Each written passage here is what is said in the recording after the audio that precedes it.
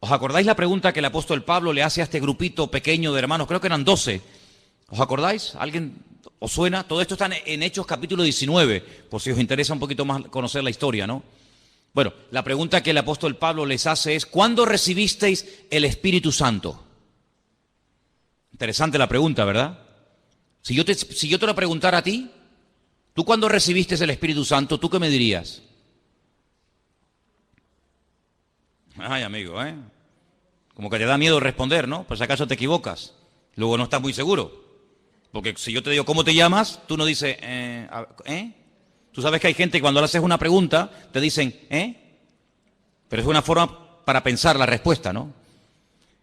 ¿Cuándo recibieron ustedes el Espíritu Santo? Y ellos dicen, nosotros nunca hemos oído hablar del Espíritu Santo. Yo imagino que ninguno de ustedes me daría esa respuesta, ¿sí o no?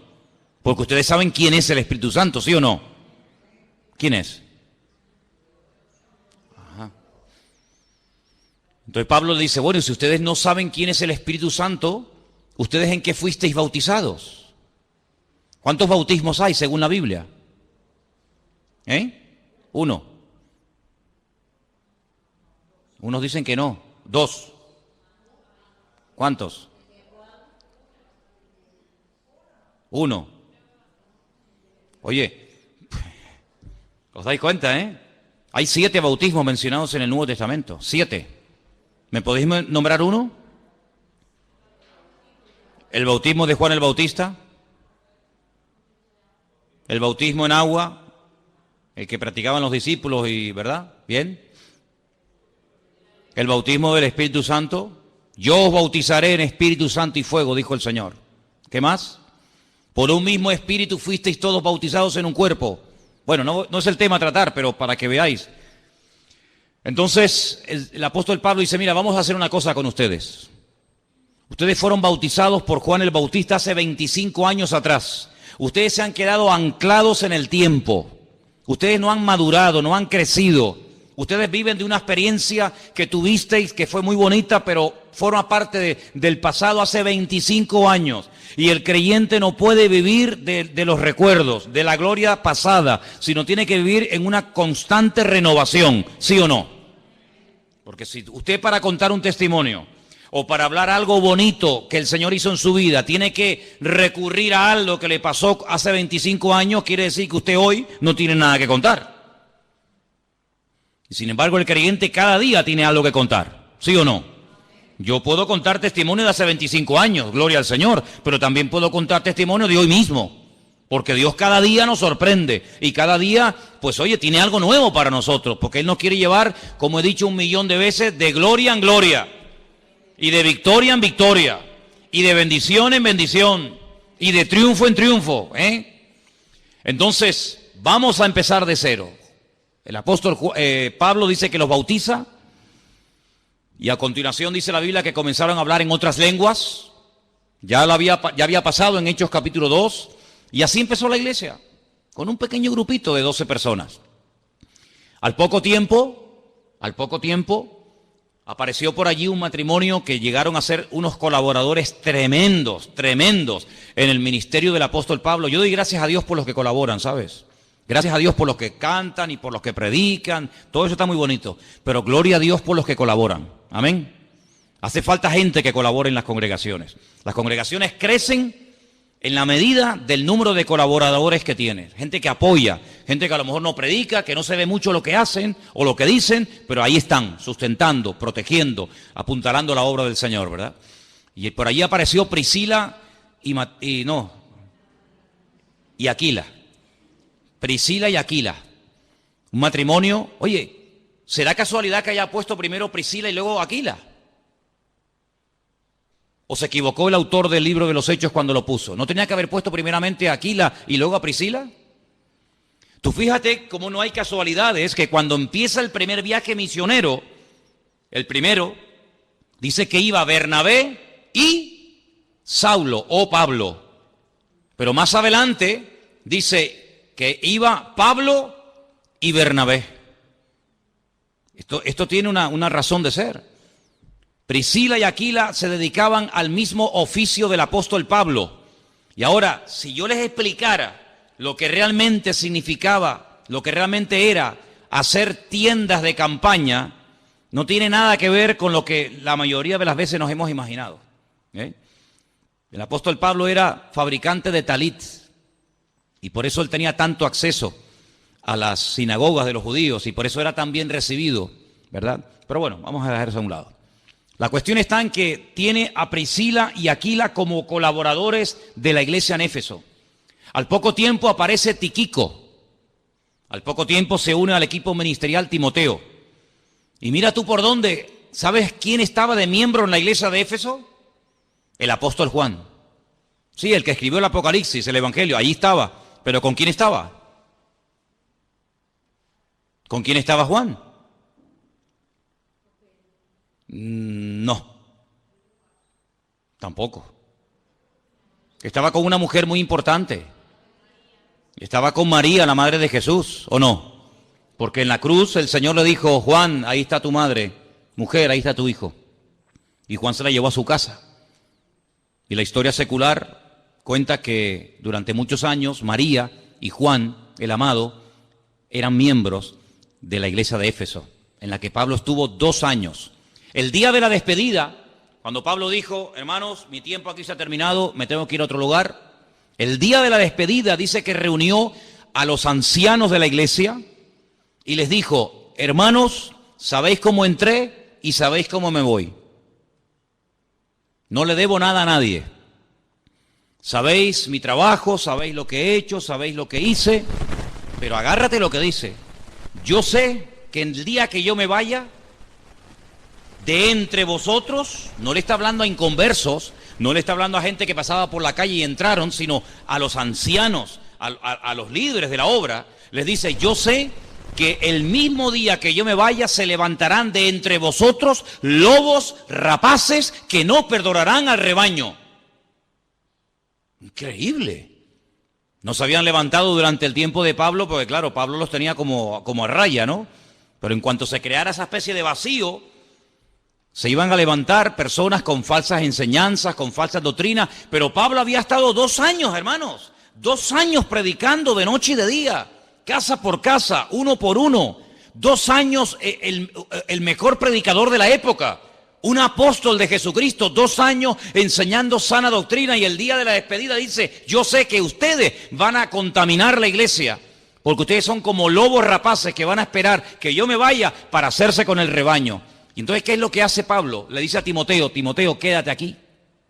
Y comienza a corregir todas las barbaridades que van a comenzar a enseñar a esta gente. Comienza a exhortar, dedícate a la lectura, predica a tiempo y fuera de tiempo, que nadie tenga en poco tu juventud. Y le escribe no 1, 2 cartas le escribe a Timoteo para que él tenga material para enfrentarse a la dura lucha que va a enfrentar en Éfeso. Dicho sea de paso, en Éfeso a Pablo lo apedrearon y lo dieron por muerto. Sabéis que Pablo, cuando le escribe la carta a los Corintios, hay un momento en el que él da una lista de todos los padecimientos, de todos los sufrimientos que él ha ido experimentando a raíz de servir al Señor. Dice que fue apaleado, fue, apedreado, encarcelado, torturado, en fin, una barbaridad. Y dice, y en Éfeso peleé contra fieras. Probablemente lo lanzaron a la arena del circo romano y se lanzaron leones contra él, pero Dios lo protegió. Y en Éfeso a Pablo lo apedrearon. Y dice, y lo sacaron fuera de la ciudad y lo dieron por muerto. Y probablemente a Pablo el Señor lo resucitó en la ciudad de Éfeso. ¿Qué te parece? Y en ese lugar es donde Timoteo se queda. Y en ese lugar es donde él empieza su primera experiencia en el ministerio como pastor. Y en el capítulo 6...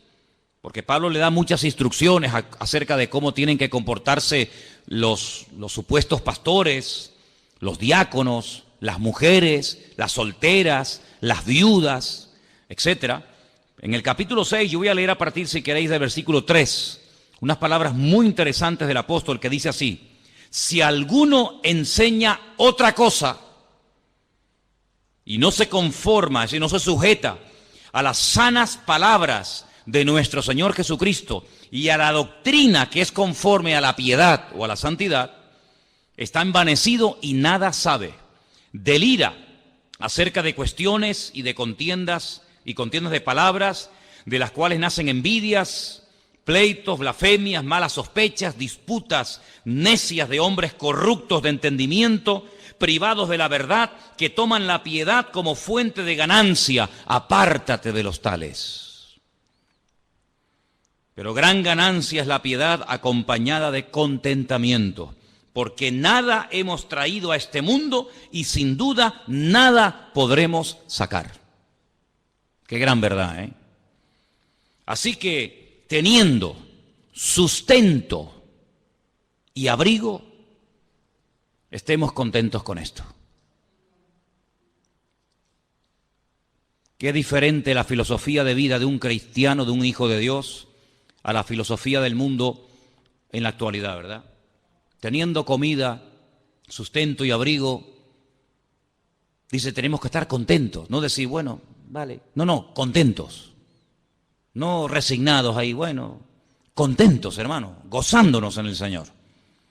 Solamente con eso, con el sustento y con el abrigo, sí, pero no es que no tengo esto, no, es que eso no es necesario para la vida. Y sigo leyendo en el versículo 9, porque los que quieren enriquecerse caen en tentación y lazo, y en muchas codicias necias y engañosas que hunden a los hombres en destrucción y perdición. No hay nadie que hable más claro que Pablo y Santiago acerca del peligro de dejarnos seducir y atrapar por los bienes materiales y por el tener y tener y tener, y cuanto más tienes, más quieres. Porque, hermano, el no tener tiene un límite. Sí. Si no tengo comida me muero de hambre, ese es el límite. Pero el tener, ¿qué límite tiene? No hay límite para la avaricia, no hay límite para tener. Y ahora quiero tener esto y mañana quiero tener lo otro. Y no hay un límite, porque siempre habrá algo nuevo que no tienes y te gusta tener. Pero la palabra de Dios nos enseña que nosotros no tenemos que entrar en ese juego, en esas vanidades absurdas de tener y tener y tener y tener y tener, sino que teniendo, como acabamos de leer, sustento y abrigo, estemos contentos con esto. Hoy ha habido gente en el mundo que ha muerto de hambre, hermanos. Hoy, sí, hoy mismo. Mientras tú y yo estamos aquí en la iglesia alabando a Dios y gloria a Dios y aleluya y cada uno con la suya, pues hoy ha habido gente en el mundo que ha muerto de hambre.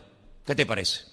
En pleno siglo XXI que haya gente que muera de hambre, con toda la comida que se tira, con todos los recursos que hay, pues sí, hermano, todavía hay gente que muere de hambre. Y esta noche habrá gente que duerma a la intemperie. Mira Nepal, mira el terremoto ese tremendo. Dice que ya van como, no sé, 5, 6, 7, 8 mil, y aparte nunca sabrán los que realmente murieron, porque por esas aldeas, a esas altitudes, quién sabe cuánta gente vive allí. Se desmoronó la montaña y tú te crees que te van a poner a contar los muertos. Olvídate. Tremendo, ¿no? Tremendo, ¿no? Y nosotros esta noche, gracias a Dios, podremos dormir en una cama y tranquilos y cubiertos. Así que, hermano, ¿cuántos motivos tenemos para darle gracias a Dios? Amén. Amén. Y ahora viene un versículo que es tremendo, ¿no? Dice, porque raíz de todos los males es el amor al dinero. Fíjate que no menciona el dinero, sino el amor al dinero, que es otra cosa. El cual, codiciando algunos, fíjate lo que dice aquí, se extraviaron de la fe. Luego la habían conocido, habían experimentado el amor del Señor. Capaz que hasta servían al Señor. Dice, pero se extraviaron de la fe. Y fueron traspasados de muchos dolores. ¿Sabes que en la segunda carta, la segunda carta que Pablo le escribe a Timoteo, él dice que cuando lo sacaron de la cárcel para hacerle el juicio, bueno, le hicieron varios, ¿no? Pero dice, la primera vez que lo juzgaron, la primera vez que le tomaron declaración, dice, yo estuve más solo que la una, nadie estuvo a mi lado. Dice que un tal Alejandro, que era uno de los que viajaban con ellos, predicando y fundando iglesias y levantando la obra del Señor, dice que se le fue. Y encima se le fue causándole unos problemas terribles. Y después menciona un tal Demas, que es mencionado en otras cartas, no solamente en la carta de Pablo a Timoteo, sino en otras también. Y dice, y Demas me ha dejado, dice, amando a este mundo. Es decir, el mundo lo arrastró, lo atrajo como un imán, de tal manera que dejó a Cristo, dejó el ministerio, dejó la predicación, lo dejó todo, porque el mundo le lanzó el guante y lo atrapó.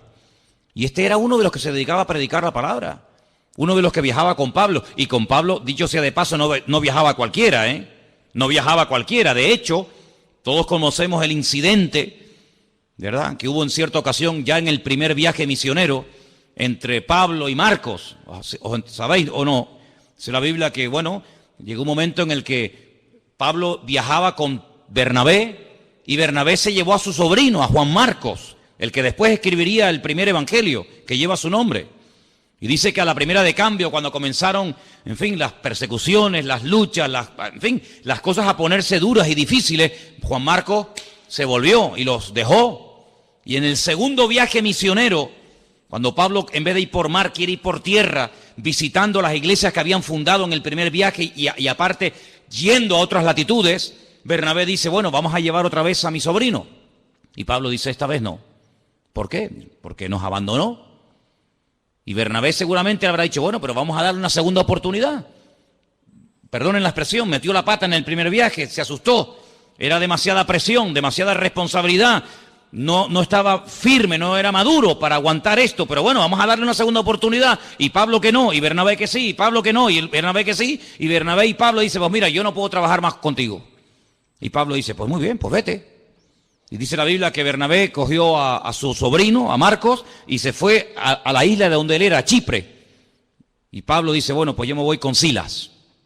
Silas, que también en la Biblia aparece con el nombre de Silvano, que era el que les escribía las cartas. Porque Pablo las dictaba y él las escribía y luego las firmaba. Y la Biblia pues nos dice que se separaron durante años y no volvieron a trabajar juntos. Fíjate lo exigente que era Pablo, que como la liaras una vez, cruz y raya, se acabó. Contigo no se puede contar para esto por lo menos. Después de muchos años sabemos que Pablo le dijo a Marcos que viniera a la cárcel a visitarlo y tal y cual, pero si Demas viajaba con Pablo es porque había pasado el filtro. Porque a Pablo no se la daban con queso, a Pablo no se le colaba cualquiera. Pues a ese que viajaba con Pablo, a ese que sirvió al Señor en el ministerio juntamente con Pablo, dice que lo abandonó por amor a este mundo. Así que no solamente una persona que no es pastor y que no sirve al Señor, digamos, a tiempo completo puede ser en un momento determinado engañado y atrapado y engañado por el mundo, sino que también pastores. Y gente que servía al Señor lo abandonan.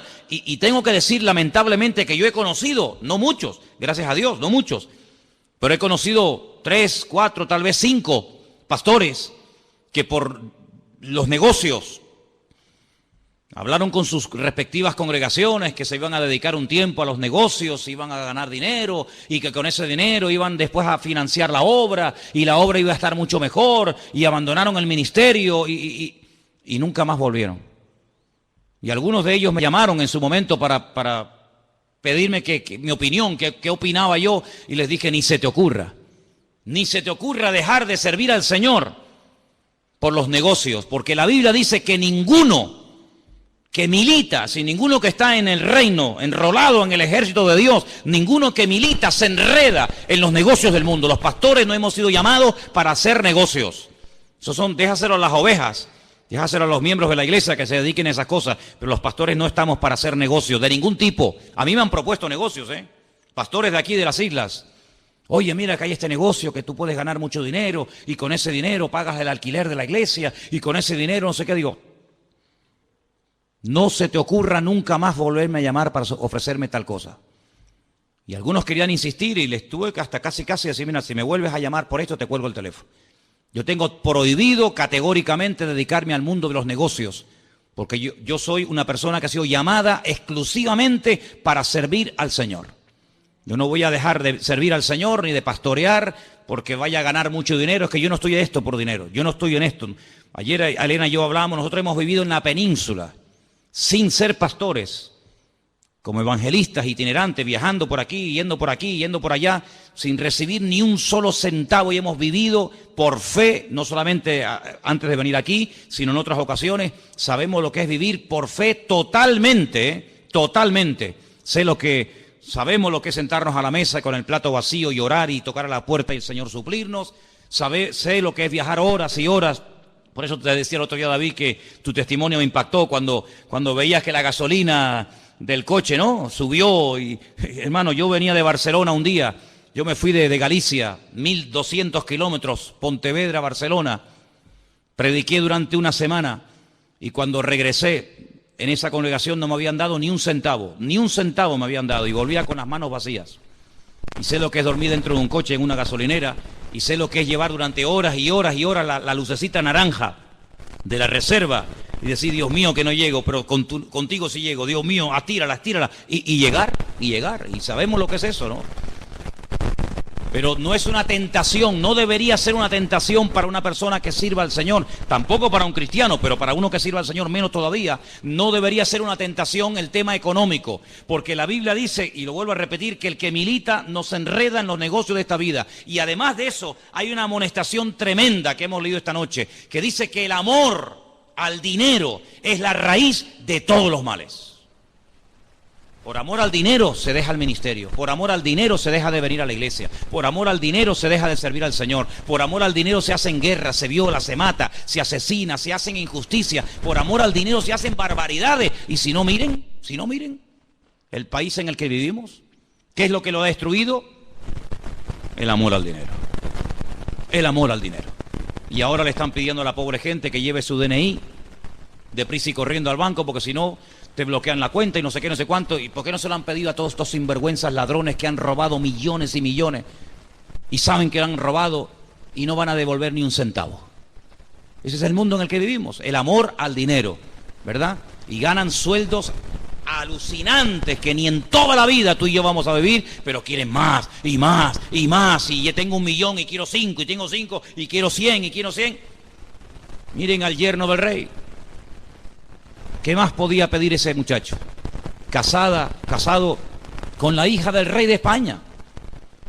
Tenía su vida garantizada ya para siempre, él, sus hijos, sus nietos, pero la avaricia, el tener más, y una casa, y el otro, y lo otro.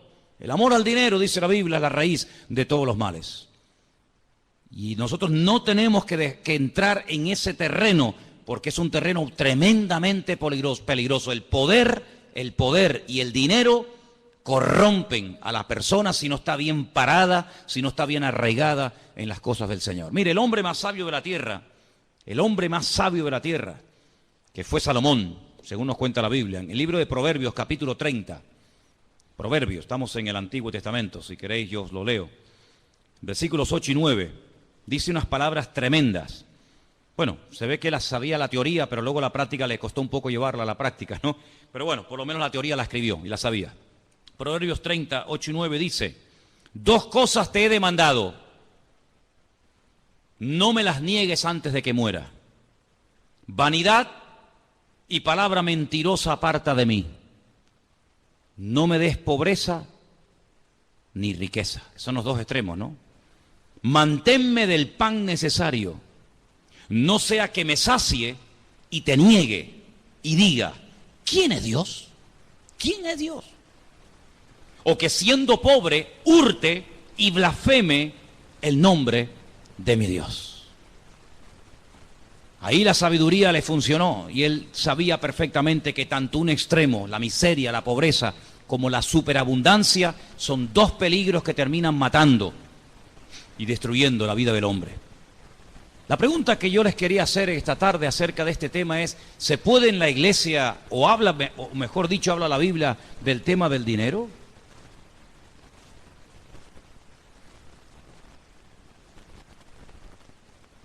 Hola. Hemos mencionado un versículo que donde aparece la palabra dinero, ¿sí o no? Claro que la Biblia habla de este tema. ¿Saben por qué? Porque tal vez a lo mejor tu problema no sea la enfermedad. Tal vez tu problema no sea tu matrimonio.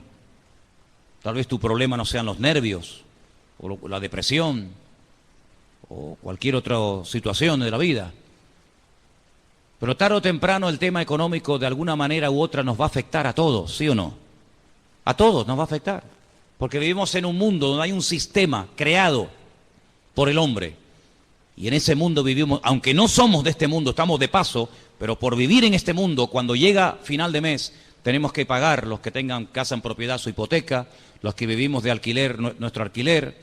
Cuando llega el recibo de la luz hay que pagarlo con dinero. Cuando quieres poner gasolina en el coche hay que utilizar dinero. Cuando quieres comprarte un par de zapatos porque te hacen falta tienes que utilizar dinero. Cuando quieres llamar a tu familia que está en el otro punto de la tierra tienes que pagar con dinero. En fin, todo hoy en día gira en torno al dinero.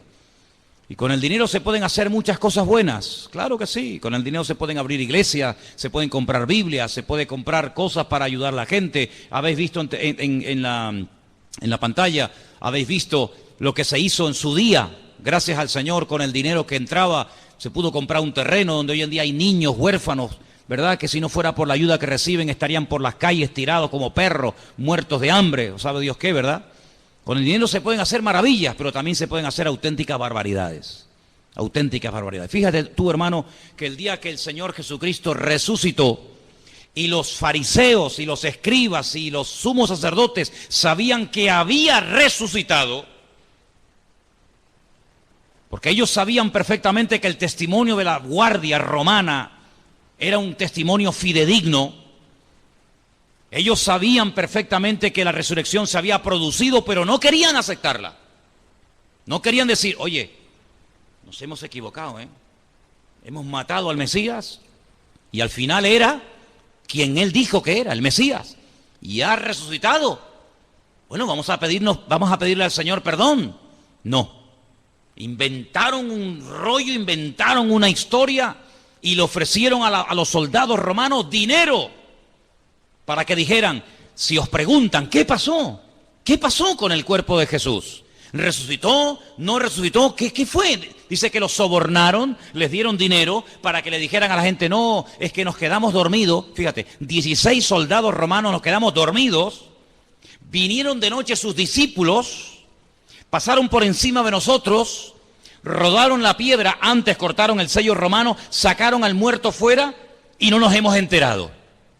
Y dice, y este dicho llega hasta el día de hoy. Es decir, que cuando se escribieron los evangelios todavía corría la bola en el mundo de que era mentira que Jesús había resucitado, sino que sus discípulos robaron el cuerpo y fue todo por un soborno con dinero. Entonces, con dinero se pueden hacer maravillas y con dinero se pueden hacer auténticas barbaridades.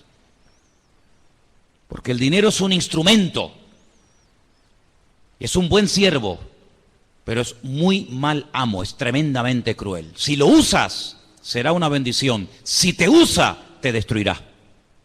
Si lo usas adecuadamente, si lo administras, si lo canalizas para el fin por el cual Dios te lo dio, será una bendición.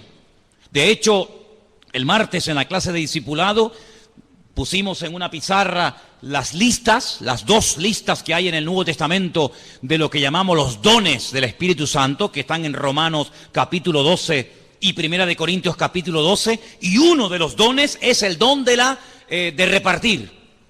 Si la persona que Dios le provee, la persona que Dios lo prospera, pero que tiene claro que es como una herramienta que Dios le da, como a mí me da la herramienta de la predicación, pues a otros le da la herramienta de los recursos para que pueda el evangelio correr y no se detenga la obra. Eso es un don. Eso es un don que no todo el mundo tiene. Porque no significa que porque una persona tenga muchos recursos, tiene el don. Pero hay un don en la Biblia. Y tenemos que pedirle al Señor el don de la generosidad. ¿Cuántos dicen amén? El don de la generosidad, porque eso es el don de repartir. Ser generoso, abrir la mano y cubrir las necesidades de la obra. Es un don, como el hablar en lenguas, como interpretar mensajes, como profetizar y como otros dones así que nos llaman mucho la atención. Pues hay un don que es el de servir, otro que es el de organizar o presidir, otro que es el de hacer misericordia, ¿verdad? Todo lo que tiene que ver con la obra social, etcétera. Y hay un don que es el de repartir. ¿Repartir qué? Pues lo que Dios te da, mijo. Lo que Dios te da, ¿para qué? Para ti, no. Para ti también, pero sobre todo para repartir, para que haya igualdad en el cuerpo de Cristo. Eso dice la Biblia.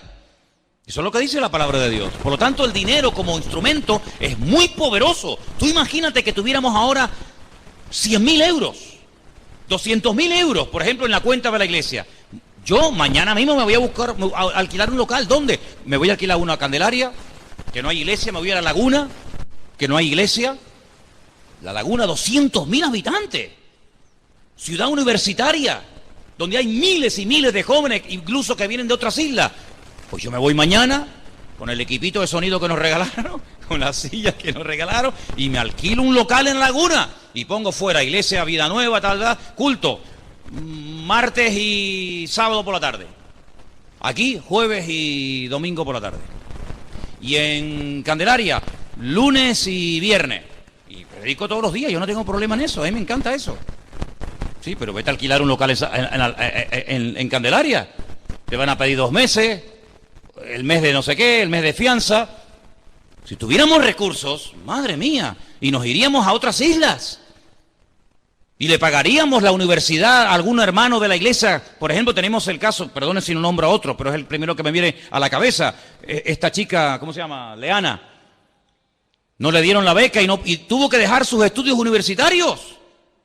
Porque no le dieron a la pobre la beca. ¿Y cuánto era la beca? Pues nada, tampoco estamos hablando de millones. Si la iglesia tuviera recursos, becaba a los jóvenes para que fueran jóvenes todos universitarios. Y si la iglesia tuviera recursos, pues construiríamos casitas, haríamos un barrio cristiano, o aquí en este edificio que hay 7 pisos vacíos, 7 pisos vacíos. Yo hoy estaba en mi casa y miraba y decía, Señor, encima de nuestra iglesia hay 7 departamentos vacíos. Aquí al lado, pared con pared, tenemos un local tan grande como este, que si tuviéramos recursos, yo alquilaba los 7 pisos y alquilábamos el local de al lado. ¿Para qué? No sé, haríamos otro rastro, haríamos un salón para los jóvenes, un salón social para dar de comer. No se cerró la puerta en el albergue, pues aquí ahora vamos a poner un comedor social para todo el mundo. Sí, pero ¿cómo lo hacemos? ¿Cómo lo hacemos? O sea, están pidiendo 1.000 euros de alquiler por este local. Y por poco que pidan van a pedir 300 o 400 euros por cada piso. Si tuviéramos 7 podríamos ayudar a las familias necesitadas de la obra. Con dinero, hermanos, se pueden hacer maravillas. Iglesias, financiar pastores, abrir centros de rehabilitación, lo que quieras, pero si no hay dinero, pues hay que conformarse con lo que hay. Pero fíjate el mundo cómo utiliza para lo malo sus recursos. Y la droga, el dinero y los miles de millones que producen, ¿para qué? Para guerras, para derrocar gobiernos, para matar gente, para matar criaturas, para secuestro, para violar. La raíz de todos los males es el amor al dinero. Por eso tenemos que orar al Señor, y hermano, y no es pecado hacerlo. Orar para que Dios nos dé recursos, no solamente recursos humanos, sino también recursos materiales. ¿Cuántos dicen amén? Yo me acuerdo cuando vinimos de un viaje de África y nada más entrar por la puerta de la iglesia en el puerto de la Cruz, me acordaré toda mi vida como si fuera ahora. Habían allí dos hermanas de visita. Claro, cuando uno venía de África, imagínate cómo venía. Vienes encendido de África, ¿no? Viendo la necesidad, viendo la basura, viendo a los chiquillos. Veníamos de allí locos y querías meter a todo el mundo en la visión de África. Y estaba allí una señora y nada más terminar el culto me dice, ¿me deja su número de cuenta? Y le dije, ¿para qué? Pensé que me iba a pedir algo. Dice, no, porque quiero dar una ofrenda a la iglesia. Digo, entonces usted necesita la cuenta de la iglesia, no la cuenta mía. Eso, la cuenta de la iglesia. Digo, mira, ahí está Armando, me acordaré que estaba allí. Digo, háblese con ese hermano que está ahí. Él le da el número de la cuenta de la iglesia. Y dio 10.000 euros. Que no ha sido la ofrenda más grande que han dado aquí, Porque aquí una vez un hermano dio 5 millones de pesetas, Cuando empezamos, un hermano de aquí dio 5 millones de pesetas y a la semana otro dio 2.700.000 pesetas. Cuando empezamos aquí hace 14 años. Y con ese dinero, pues se compró el terreno, se comenzó a construir. Después vino un hermano que ya no se congrega aquí, que dio un día 5.000 euros. Me fui un día a predicar a Madrid y salía del baño y se me acercó una hermana y me dijo, tenga hermano, para los niños de África, y me dio 1.000 euros. Y fue una cosa increíble. Con dinero, hermanos, se pueden hacer maravillas. Maravillas, sinceramente. Y tenemos que orar al Señor, que el Señor levante obreros, pero obreros que podamos después ayudarlos y podamos sustentarlos y que se dediquen, como yo creo que tiene que ser dedicado un obrero, a tiempo completo y que tenga sus recursos y que tenga sus necesidades cubiertas. ¿Para qué? Para que tenga 24 horas al día dispuesto para servir al Señor. Y tenemos que orar y Dios lo puede hacer. ¿Cuántos dicen amén, hermanos? Dios lo puede hacer. Yo creo que una de las cosas que el diablo está tratando de controlar a toda costa son las finanzas y los recursos, para que los creyentes no levanten cabeza y para que las iglesias sean cabeza en vez de ser cola, como dice la palabra que tienen que ser. Y a mí me da mucho dolor cuando veo hermanos que tienen, para que seamos cabeza y no cola, ¿no? Lo dije al revés, perdón. Menos mal que ustedes ya saben de la Biblia. Que ya pueden corregir al pastor. Fíjate qué maravilla, qué nivelazo, tremendo, Entonces, hermanos, tenemos que orar que Dios supla recursos, hombre. Imagínate que pudiéramos alquilar ese local, no sé, en La Laguna, en Candelaria o en Guímar o donde fuera. Bueno, a alguna pareja ahí de la iglesia que esté dispuesto a ir allí. Venga, mandamos a fulano y a mengano. Sí, ¿cómo los mandamos? ¿Con una mano delante y la mano detrás? ¿Cómo los mandamos? Habrá que comprarles un cochecito, alquilarles un piso, pagarles el primer año los gastos de la obra hasta que la iglesia crezca. ¿Cuántas maravillas se pueden hacer con recursos, hermanos? Y tenemos que orar para que en el nombre de Jesús las riquezas o las necesidades materiales de la obra no frenen el avance del Evangelio, no frenen el avance del Señor. Y yo creo que si tenemos fe y oramos, el Señor va a hacer milagros entre nosotros, porque nuestro Dios es un Dios de milagros. Pero hay algo, hermanos, que yo tengo que decirlo, y no lo digo con doble intención, porque líbreme Dios, lo digo con toda sinceridad. Mire, hermano, si nosotros somos fieles, aunque seamos 4, no me importa el número no tiene nada que ver con esto. Si nosotros somos fieles con nuestro Dios en lo que nos corresponde como cristianos dar, Dios va a respaldar su obra. Porque dice la Biblia, y quiero leer ese versículo esta tarde, porque la Biblia, claro que habla de economía, pero de economía sana, no de economía corrupta como está en las calles, sino de una economía correcta, sana, justa. En el libro de Malaquías, que en su Biblia está en el último del Antiguo Testamento, hay un versículo que yo sé que tú conoces de memoria, pero yo te lo voy a leer. Está en capítulo 4 de Malaquías. 3, perdón. Cuando uno deja su Biblia y coge otra, ¿verdad? En la otra Biblia mía hago así, pum, y lo encuentro enseguida. Cuando uno cambia de Biblia parece que nos cuesta más conseguir las cosas, ¿no? Pero hablando acerca de las ofrendas, hablando acerca de los diezmos. ¿Me ayudáis? Es el 10, pero sí, 3, sí, perdón, ya está, sí, 3:10, perdón, sí. Es que en la otra Biblia tengo ese versículo a la izquierda y en esta está a la derecha. Capítulo 3 de Malaquías, verso 10. Bueno, si quieren arranco desde el... pasa que es muy fuerte el 9, no sé si les va a gustar que lo lea. No sé qué hacer. Yo iba a leer el 8, pero es que el 8 es peor. Ay, mi madre. Ahora me metí en un follón. Ahora me metí en un lío. ¿Puedo leer el 8? Tú eres el que me estás diciendo que lo lea, ¿eh? ¿Robará el hombre a Dios?